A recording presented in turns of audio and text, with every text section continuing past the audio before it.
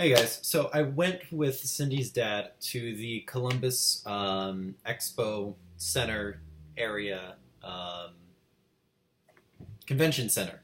That's the word I was looking for. And they had their toy and collectible show this weekend.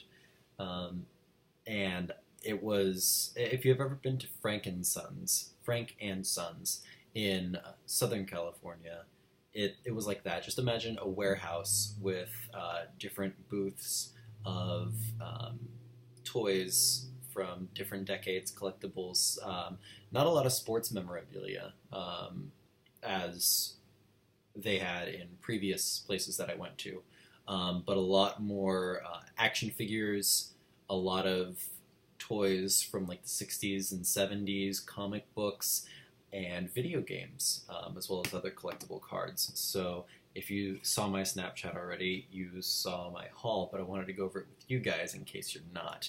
So I got this game. I played Persona 3, and Persona 4, I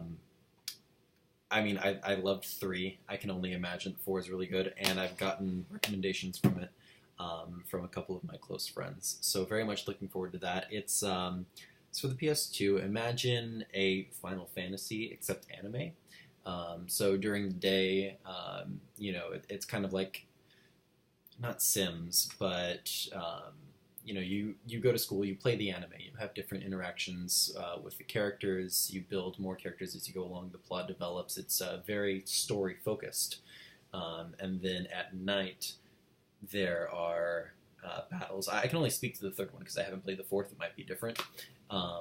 But during nighttime, the time freezes, and then there's these battles that occur, and the only people that are aware that time is freezing are the people that have these personas, which are like special characters that give an alter ego.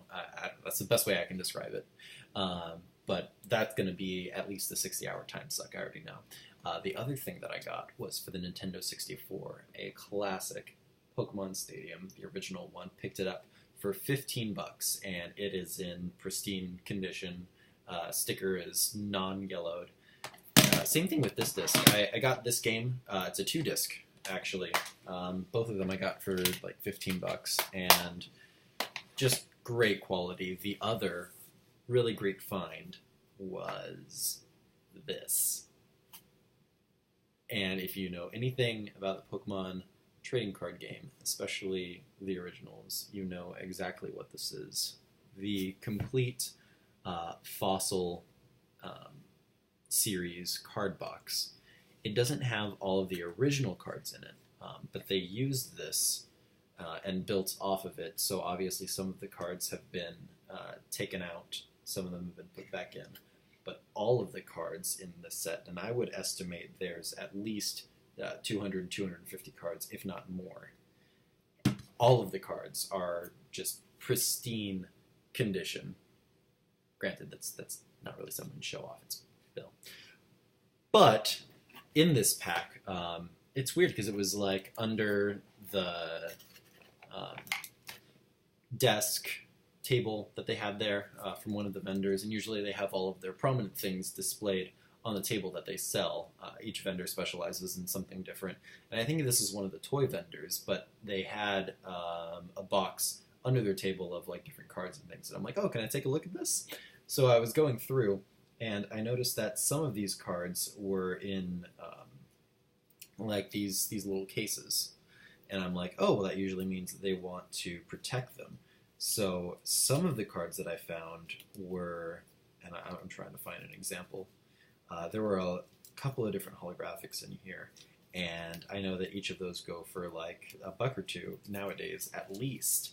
There was a couple first editions in here, maybe it was on the other side. But what I was really proud of was this haul. There were a couple of Japanese cards, I think there was like 5 or so. Ooh, there you go, in there. And I'll just go through these really quick. If you guys know nothing about Pokemon, this means nothing to you. But if you ever collected the cards, then you know how ridiculous this is. And each one of these holograms is like $1 or $2 a piece.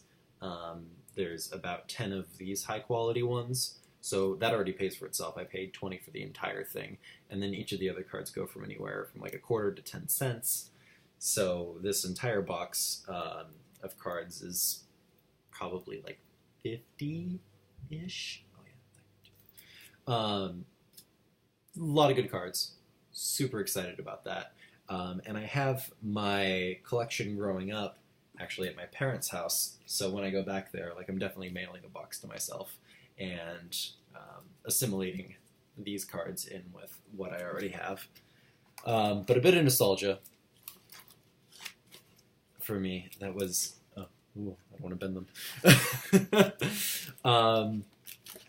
Yeah, so really good find. I was really surprised that they had anything that was remotely close to these sort of cards and in as good of quality as they were before. It's kind of one of those things where right now they're kind of not worth as much, but if you look at baseball cards that are 40, 50 years old, they're going for at least $10 a piece, just because of how old they are and the limited rarity.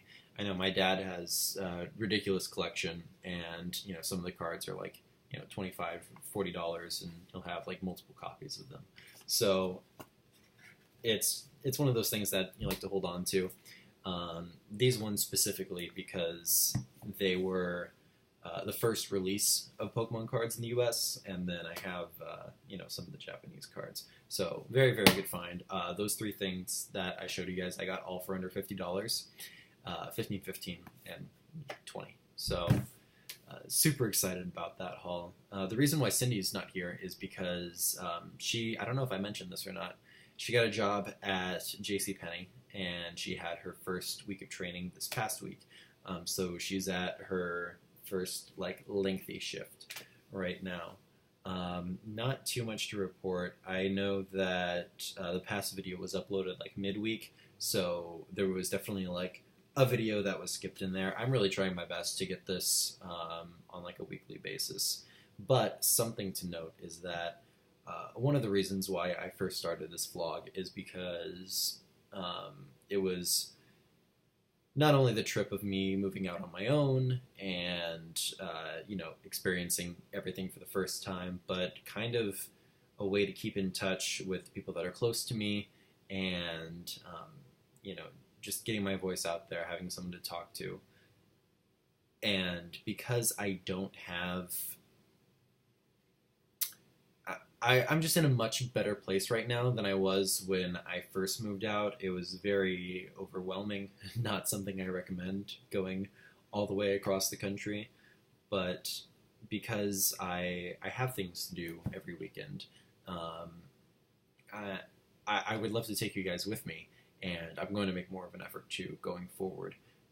But I guess what I'm trying to say is that because I'm not uploading these on a weekly basis, to the T, it means that life is going good for me.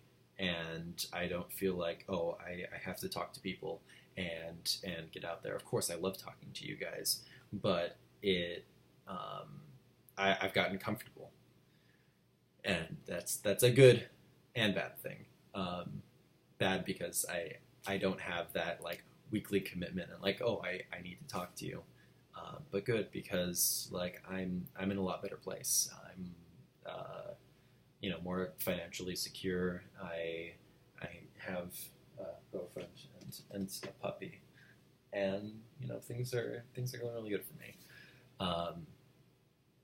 And I guess I wanted to take this time to, one, say, sorry it hasn't been as consistent as it has been, but also to thank you guys for making this trek with me, especially you guys that have watched from the beginning, the first initial, oh, hey, by the way, I'm making a vlog, but everyone that's been with me along the journey, just thanks. I really appreciate it. It's kept me going.